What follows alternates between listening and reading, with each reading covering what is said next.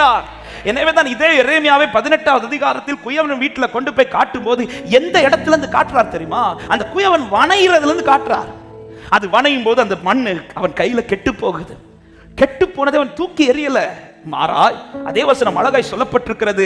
4வது வசனம், குயவன் வணைந்து கொண்டிருந்த மண்பாண்டம் அவன் கையில கெட்டு போயிட்டு அப்பொழுது அதை திருத்தமாய் செய்யும்படிக்கு தன் பார்வைக்கு சரியாய் கண்டபடி.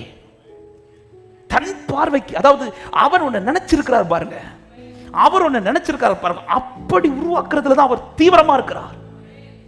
ஹல்லேலூயா. எங்க நீங்க கேட்டது ஒருவேளை நடந்திருக்கும் என்றால், இந்த காரியத்தை இந்த வசனத்தை தியானிக்கும் போது கர்த்தர் இடைப்பட்டது அப்படிதான். நீ கேட்டதை மட்டும் நான் செஞ்சிருப்பேன்னு வச்சுக்க, நீ இன்னைக்கு என் சமூகத்தில் இல்லாம இருந்திருப்ப அப்படின்னாரு. ஆமென். ஹல்லேலூயா. ஏன் நீ கேட்டதை நான் செய்யல தெரியுமா? நான் உன்னை குறித்து ஒன்று பார்த்து வச்சிருக்கிறேன். அதை உன் லைஃப்ல நிறைவேற்றாம நான் உன்னை கைவிட மாட்டேன், நான் உன்னை விட்டு கொடுக்க மாட்டேன். நான் பார்த்தது உன் லைஃப்ல செய்யணும். அது நிறைவேறுதுன்னா நான் அவர் சமூகத்தில் நிற்பேன் அர்த்தம். அவர் தன் பார்வைக்கு சரியாய் கண்டபடி அதுவரை உருவாக்குறது வரை அதை கையில இருந்து விடவே இல்லை. இப்படி காண்பித்து கொடுத்து விட்டு தான் எரேமியாட்ட சொல்றாரு, நீ போய் இஸ்ரவேல் குடும்பத்திட்ட சொல்லு, இந்த குயவன் இந்த மண்ணுக்கு செய்தது போல நான் உனக்கு செய்யக்கூடாதோ?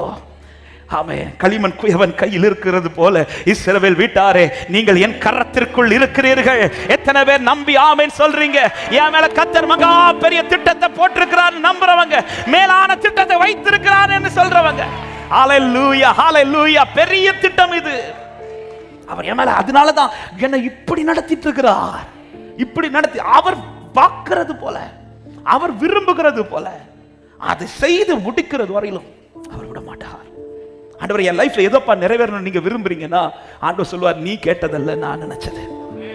ஆமென். அப்படின்னா இனி உலகம் உங்ககிட்ட கொஸ்டின் கேட்கும்போது சொல்லுங்க, இன்னைக்கு என் லைஃப்ல நடக்கிறது நான் கேட்டதல்ல, அவன் நினைச்சது தான் நடந்துட்டு இருக்கிறது.